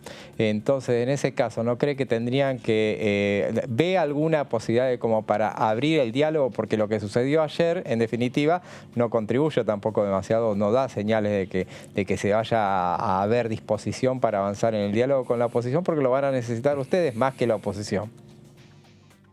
No, sí, seguramente. Yo creo que hay un esfuerzo importante de nosotros como oficialismo, de verdad lo digo, de convocar al diálogo. La reunión de ayer, los motivos concretos por qué suspendió no los conozco. Por eso digo, estoy segura que esa reunión se va a volver a hacer. Por ahí se pospuso unos días, pero estoy segura de que se va a volver a hacer. Ahora, yo creo que uno puede tener la responsabilidad de generar ámbitos de diálogo, de tratar de generar consenso. Ahora, la frase popular para bailar, se necesitan dos. Vos, por más que hagas un esfuerzo tremendo, si del otro lado no quieren, o hay una negación, o por rédito político, que es lo que yo vengo viendo. Digo, en la última sesión pasó eso. En un momento se paró toda la oposición, empezaban a discutir entre los interbloques de ellos, estábamos todos así mirando, hasta que pidieron un cuarto intermedio de 1 hora, eran de 15 minutos, terminó siendo 1 hora y media, 2, y así todo el tiempo. O sea, entonces me parece que tienen un problema, primero para ponerse de acuerdo entre ellos, y después, obviamente, para dialogar, porque bueno, me parece que están haciendo más que nada utilización política de una situación desde mi punto de vista, un poco egoísta y no pensando en los destinos del país y sí en buscar pequeños réditos políticos. Me parece que ahí está el problema, que hasta que no podamos madurar un poco en ese sentido, digo, en general, me parece que vamos a tener estos problemas para avanzar. Pero insisto, yo creo que hay un esfuerzo importante del oficialismo en buscar consenso. No creo que no haya esfuerzo, yo los veo y estoy convencida de que es así, de que hay esfuerzo constante. Me parece que del otro lado sí, me parece que no hay ganas, que sí hay una intención de impedir todo lo que pueda hacer avanzar. Benaim, por favor, no tiene preguntas. Bueno, ¿alguna tuya, Martín? ¿No? ¿Cómo ve, diputada, con lo que decía recién, la reanudación de la actividad parlamentaria que podría ser a fin de mes o en febrero, en este escenario que describía como cierta falta de madurez en cuanto a no están constituidas las comisiones, hay que definir las presidencias, la integración con los bloques? Como decía José, ninguna de las dos coaliciones que pueda llegar a la mayoría por sí misma. ¿Cómo cree que se puede definir ese tema? No, yo creo que se va a llegar a un acuerdo por esto. Me parece que necesitamos funcionar, necesitamos legislar, aprobar leyes, políticas públicas, y me parece que en este sentido lo decía, lo de madurez, pero también irresponsabilidad. Y me parece que la sociedad en general nos está pidiendo que nos pongamos a la altura de las circunstancias y podamos avanzar. Entonces, en ese sentido, yo creo que nos vamos a poner de acuerdo, que se van a constituir las comisiones y que rápidamente vamos a empezar a tratar todos los proyectos que haya que tratar, sobre todo los que tienen que ver, ¿no?, con la economía del país. Diputada, rápidamente eso se va a poner en funcionamiento. Un tema que es un tema que, bueno, usted lo conoce, es como histórico. Usted dice que no hay voluntad de consenso en la oposición. La verdad que en la Argentina uno mira la historia y casi nunca hubo consenso, nunca, ¿no? Ni siquiera de un 70%. Pero le pregunto, la verdad, el problema indudablemente es parte de la interna opositora. Pero digo, uno tampoco lo ve al gobierno dispuesto a hacer grandes concesiones, porque la verdad, para hacer grandes acuerdos con quienes están muy en la vereda de enfrente, si no hay concesiones mutuas muy importantes, esos acuerdos no funcionan. Y la verdad que es muy difícil hacerlo, ha pasado en contados casos, pero uno no ve que haya esa gran predisposición y tampoco hay envergadura política, no hay dos líderes o tres que se tienen que poner de acuerdo. Está todo bastante atomizado, me parece, ¿no? Yo creo que depende mucho de los temas, depende cómo se llegan a su tratamiento. Hubo algunos temas en que sí hubo acuerdo en los últimos meses, como la ley de etiquetado o incluso el tema de bienes personales que venía con acuerdo del Senado. O sea, por ahí después puede haber algunos matices en algunos artículos, pero hubo casos en que sí se logró consenso y se pudo avanzar. Me parece que por ahí necesitamos un poco más de diálogo, de funcionamiento. Por eso creo que está bueno que empecemos a funcionar lo más rápido posible. Que vuelvan a funcionar las comisiones, que es el recinto es el ámbito del debate, pero las comisiones también, que es el ámbito más de trabajo y de debate más llano, digamos.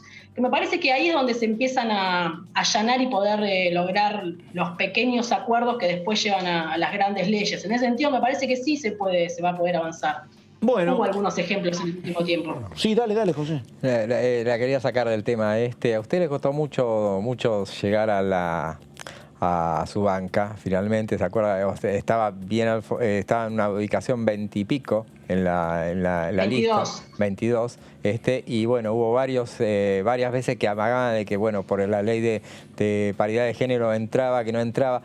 ¿Van a impulsar alguna, porque se mencionó en su momento, van a impulsar alguna medida como para que las vacantes de mujeres, todas las vacantes sean cubiertas por mujeres en la Cámara de Diputados hasta que se equipare realmente? Porque así de a poco no va a llegar nunca la paridad.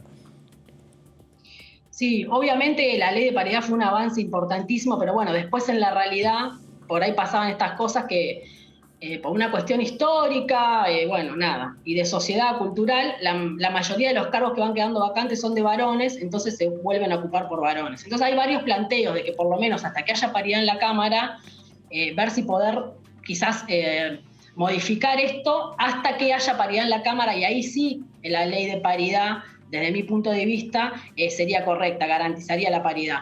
En ese sentido, hay varios proyectos presentados. Yo estoy trabajando en otro también para poder incorporar y sumar a ese debate, y sí creo que es urgente que se trate un tema como ese, sobre todo en cuanto a la perspectiva de género, para que podamos lograr la paridad en la Cámara. Ahí estamos. Natalia Souto, Frente de Todos, provincia de Buenos Aires. Diputada, muchas gracias y buenas tardes hasta cualquier momento. Muchas gracias a ustedes. Hasta luego. Que tengan buenas tardes. Chau, chau. Vos es que me quedaba pensando, ¿no?, en lo que ella plantea, y yo tengo mis dudas de alguna posibilidad de consenso, porque ella planteaba el tema de el impuesto a el bono solidario, que era, ¿no?, o impuesto a la riqueza, como lo titulamos nosotros. Que la verdad que a mí en lo particular no me parecería mal que se aplique otra vez. A mí no me parecería mal. Pero es como un mundo de diferencia entre lo que puede plantear ella y todo otro sector que te dice de ninguna manera, es confiscatorio, me sacan la plata, me voy a radicar a Punta del Este. Son como dos mundos muy, muy complicados. La verdad que yo en eso yo no tengo mis dudas respecto a que pueda haber consenso, ¿no? La verdad. No sé qué piensa Di Mauro, pero bueno. Pero aparte el hecho de que lo que decíamos, o sea, el oficialismo es el que tiene que generar los puentes para lograr. Claro. La oposición hace oposición, por eso se denomina así. O sea que, lógicamente, la preocupación de porque se peleen mucho entre sí. Y bueno, recordemos, ella hacía referencia a la sesión, la anteúltima sesión donde se cayó el presupuesto, que se genera un debate dentro del mismo recinto.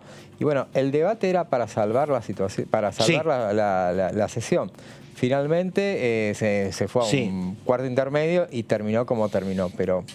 No, yo coincido con vos. Si hubiese propuestas tentadoras en serio por parte del oficialismo que generen divisiones, tenés campo fértil, porque tenés los líos que hay con la coalición cívica, tenés lo que pasa con el radicalismo, lo tenés a Gerardo Morales que atiende los intereses de su provincia. Si vos planteás propuestas que puedan generar dudas, tenés campo para armar lío, pero bueno, habrá que ver qué pasa, ¿no? Sí, estos proyectos de promociones, incentivos a las actividades pueden generar eso. El tema de la reunión también es difícil de entender por qué el oficialismo la suspendió sin dar motivo, porque lo que decía la diputada es cierto, hay diferencias y discusiones en Juntos por el Cambio, pero en este caso el gobierno, en lugar de promover o dar lugar por lo menos a que se expresen esa diferencia, directamente la suspendió. Porque estaba la discusión en... A mí, yo tampoco tengo muy en claro eso. Porque además hay una cuestión, digo, es cierto que no hubo fecha, pero la idea de la reunión estaba y parecía como un logro. Algunas de las cosas que me dicen a mí, por un lado, que no querían una oposición endurecida con su discurso, justo en el momento en que, bueno, ellos están esperando buenas noticias de las dos reuniones de Cafiero. Puede ser una explicación. Que le aproveche más la oposición políticamente la reunión que el propio gobierno. Exactamente. Y que haya mucho cuestionamiento. Y lo otro es que tal vez la oposición le pide a Guzmán números muy precisos que Guzmán o no tiene o no quiere dar, ¿no? O que prefiere discutir primero con el fondo, ¿no? Te dicen, dame un plan, decime cuál va a ser el déficit, decime qué vas a hacer con lo que no paguemos, y a lo mejor no lo tiene eso todavía. Planteos que en la reunión en el Museo del Bicentenario con los gobernadores más afines tampoco apareció. No se dieron. Exactamente. Bueno, estamos en DTV, estamos con el señor Martín Bravo, estamos con Di Mauro, estamos con Verónica Benaim, y ahora su turno. A ver, Di Mauro, ¿de qué hablamos? Extraordinarias que empiezan, ¿esto está confirmado 24 de enero? Era dato de la compañera. Sí, bueno. Usted diciendo... es como Santo Tomás, ver para creer, dice usted. Lo que pasa que, y vamos a este informe, que es sobre el tema de las sesiones extraordinarias, por lo que yo vengo diciendo desde diciembre pasado, hasta que no suceda. Porque realmente, o sea... Vos no le crees a nadie, Di Mauro, así no se puede. No tenés fe, Di Mauro, no se puede. Para dale, a ver. Pero el hecho, bueno, acá vamos a demostrar por qué eso de que iba a las sesiones extraordinarias en enero estaba muy en verde. Ni se vayan de vacaciones, vos sí que... Porque enero es enero y ya vamos a ver qué es lo que pasa en estas sesiones extraordinarias que, hicimos un análisis de los últimos 20 años en los cuales hubo 129 reuniones en ambas cámaras entre diciembre y febrero. Y no digo sesiones extraordinarias porque hay dos tipos. Están las sesiones extraordinarias y las prórrogas de ordinarias, que fue lo que tuvimos. El último 20 da un promedio de 6 reuniones y media por año. Claro, más o menos. Son 69 en la Cámara de Diputados y 60 en el Senado se dieron. Y este estudio está desde 2001. El 73% entonces de las reuniones fueron en diputados y el 70% tuvieron lugar en la Cámara de Senadores. Hacemos una pequeña trampita, por en diputados contabilizamos las asambleas legislativas de marzo. Claro, no, las de... Primero de por marzo, ejemplo, ¿no? las de... ¿Estás contando la de la crisis del 2001? La crisis de 2001, por ejemplo. No consideramos, en cambio, las asunciones de presidenciales, pero ahí se las atribuimos a la Cámara de Diputados porque fue el ámbito donde se estableció. Si vamos a la otra placa, está 50 sesiones fueron en diciembre. Diciembre es el mes para trabajar, ese es el mes. 50 sesiones, 5 solamente en enero y 18 en febrero. Y atento a lo de enero, porque en enero no hay sesiones. ¿Por qué? Porque de esas 5, 4 fueron en la crisis de 2001, que obviamente, ¿qué podíamos esperar? Y una sola fue en el mes de enero, ya veremos. O sea que nunca pasa nada en enero y febrero, decís vos. En enero no. En febrero pasa menos. 18 reuniones en febrero, tampoco claro, tanto. En 20 18. Años, 18. Es poquito. No te da ni uno por año. Poquito. Extraordinaria, lo que se dice extraordinaria es el mes de diciembre. Vamos entonces a la crisis 2001. Porque ese amerita un detalle puntual. Hubo 3 asambleas legislativas para designar presidentes: a Ramón Puerta, Adolfo Rodríguez Saa y Eduardo Duhalde. En el medio estuvo también Eduardo Camaño, pero con él no hubo ni siquiera asamblea legislativa. Las dos primeras, se hicieron las dos primeras, la de Puerta y Adolfo Rodríguez Saa, se hicieron en el mes de diciembre, y una sesión de prórroga de ordinarias en diputados se había hecho ese mes, pero ya durante la gestión de la Rúa. Eso fue anterior. Y después hubo 2 sesiones extraordinarias en el Senado también, que correspondían al periodo de la Rúa, ese periodo caótico que de la Rúa dura hasta el 20 de diciembre. Después vamos a la siguiente placa. Enero de 2002 hay una asamblea legislativa, que esa es la placa que viene. Yo la espero, la tengo acá, pero es enero de 2002, hay una asamblea legislativa que corresponde, es el 1 de enero, asunción de Eduardo Duhalde, y 3 sesiones de prórroga de ordinarias en diputados. Y paralelamente después, en febrero de 2002, hay una sesión de prórroga especial en diputados y una sesión extraordinaria en el Senado. Vamos al caso de... Yo espero a ver. Dale, sí, porque ¿sabés qué pasa? A ver, José, pero hay un tema que es el siguiente. Vos estás muy concentrado, y es cierto, en todo lo que es 2001, 2002, el 2000. Ahora, también es verdad que vos tenés desde el año 2003 hasta acá años de mayor tranquilidad y crecimiento, con menos eventualidades. Y por lo tanto, primero tuviste las tasas chinas, después siguió creciendo la economía, estoy hablando hasta el 2011. La verdad que, no era el paraíso, pero vos no necesitabas cuestiones extraordinarias para debatir. Tenés los años de Cambiemos, es cierto que son más complicados, pero ahora es una situación bastante particular porque tenés un acuerdo con el fondo que hay que ver si lo firmás o no, tenés una situación preocupante en materia de inflación, la pobreza que no te decae.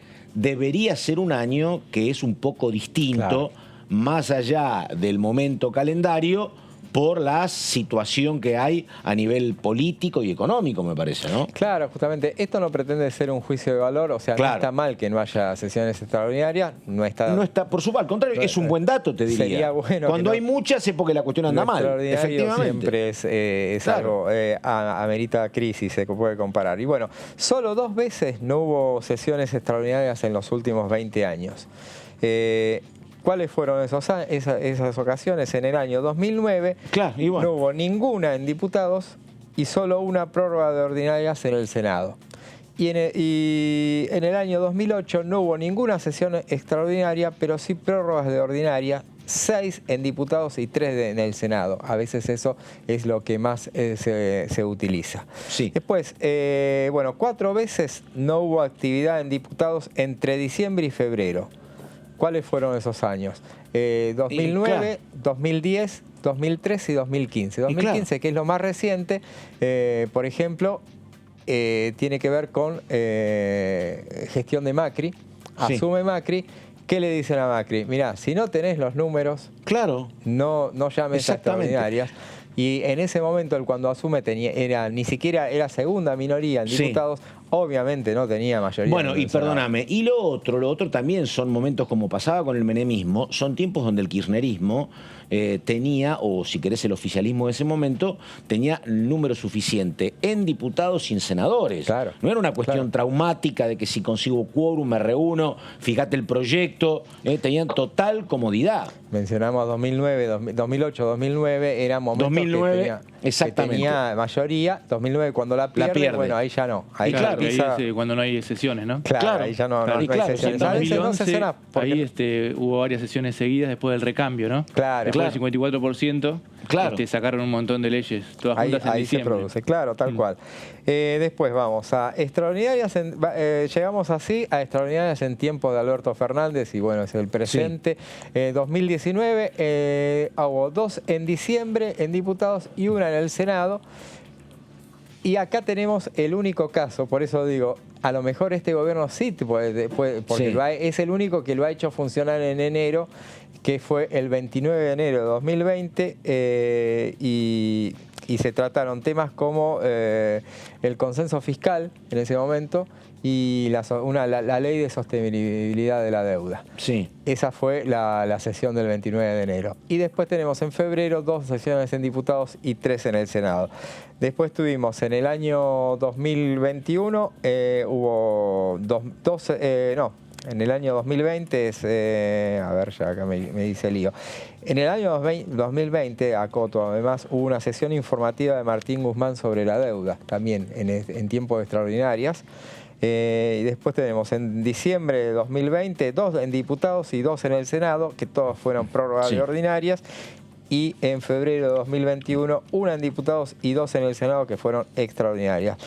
Y después, bueno, ya no la contabilizamos en el análisis general, pero sí están las 2 en diciembre pasado, que hubo 2 sesiones en diputados y 1 en el Senado, todas como prórroga de ordinarias. Ahora, un tema que quiero hablar con el señor Martín Bravo, digo, porque uno la escuchaba a la diputada Souto, y la diputada Souto tenía la posición que uno escucha en muchos diputados del oficialismo, que es que, mirá, si es un acuerdo con el fondo con ajuste, nosotros no estamos de acuerdo.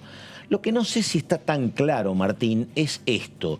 Digo, a ver, ¿qué posición tendría ese variopinto, heterogéneo espacio de Juntos por el Cambio si no hay acuerdo con el fondo? ¿Estarían todos confrontando con el gobierno por la falta de acuerdo, o te crees que podría haber algún sector que dice, mira, no, deja que si no quieren arreglar ellos, que arreglemos nosotros cuando nos toque y dejemos la cosa como está?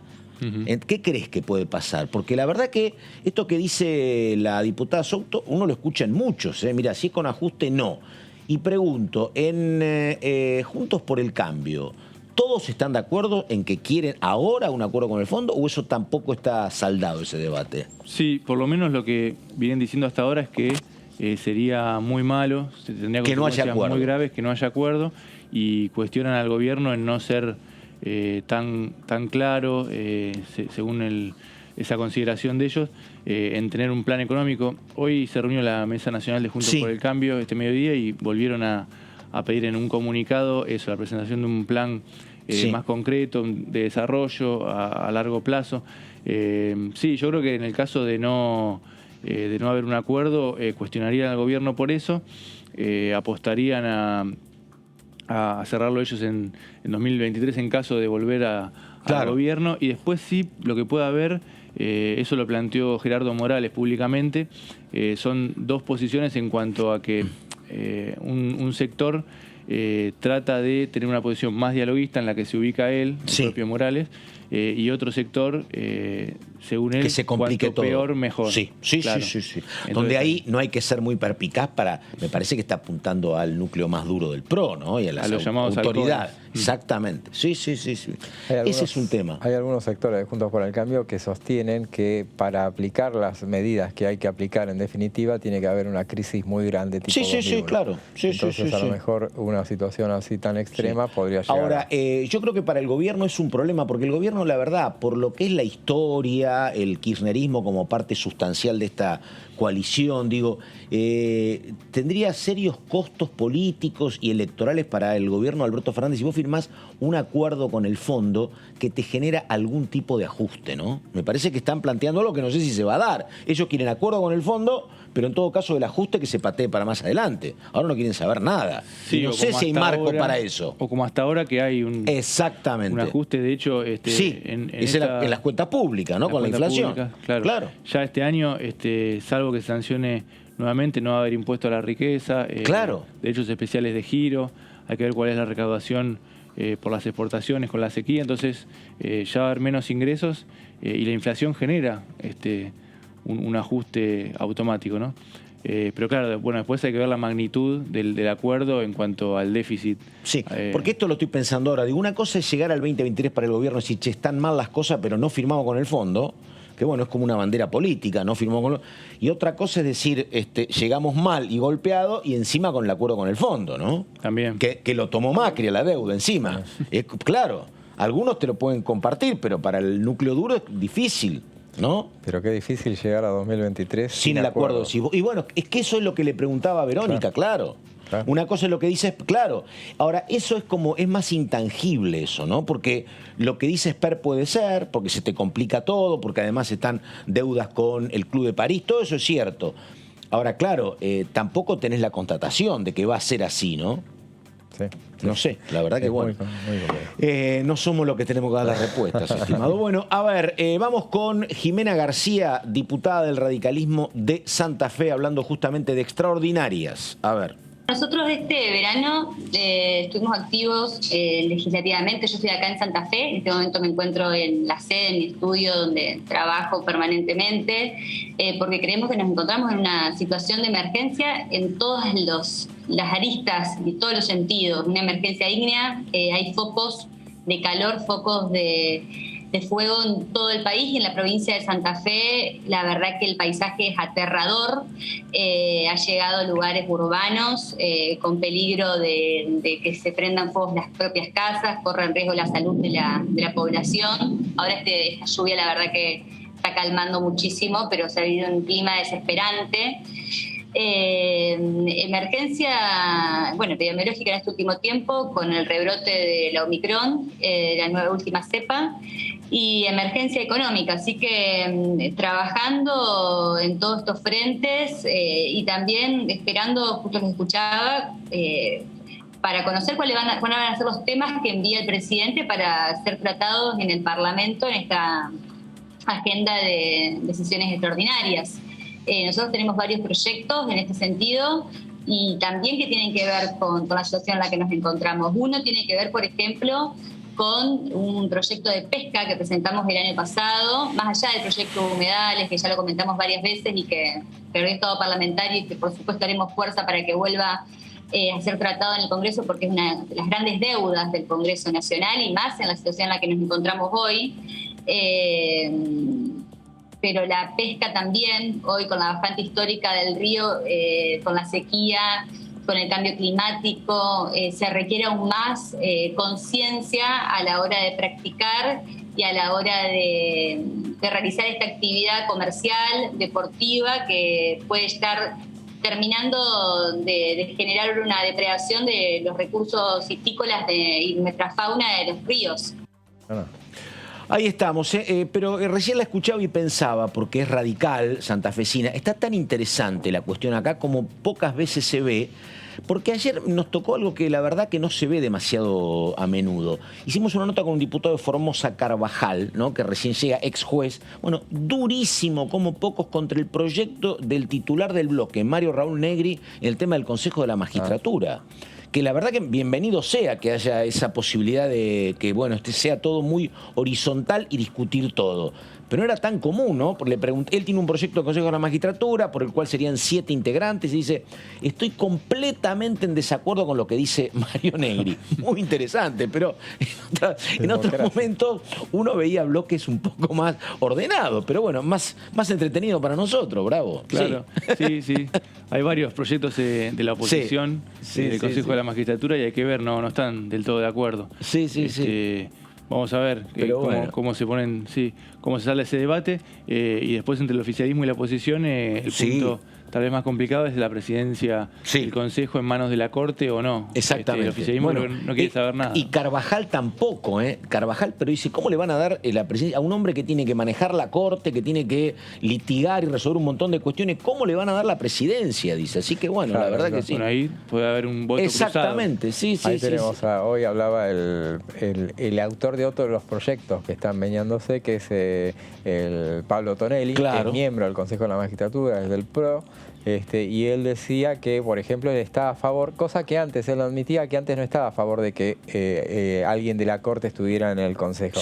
Ahora sí está a favor y lo decía por, entre otras cosas, razones presupuestarias. Bueno, porque les aseguraría un bienestar económico. Sí, ahí estamos. A ver, Verónica Benaim, ¿de qué hablamos, Benaim? De alguno de los proyectos que podrían empezar a ser tratados en extraordinarias. Diga, Vero, a ver.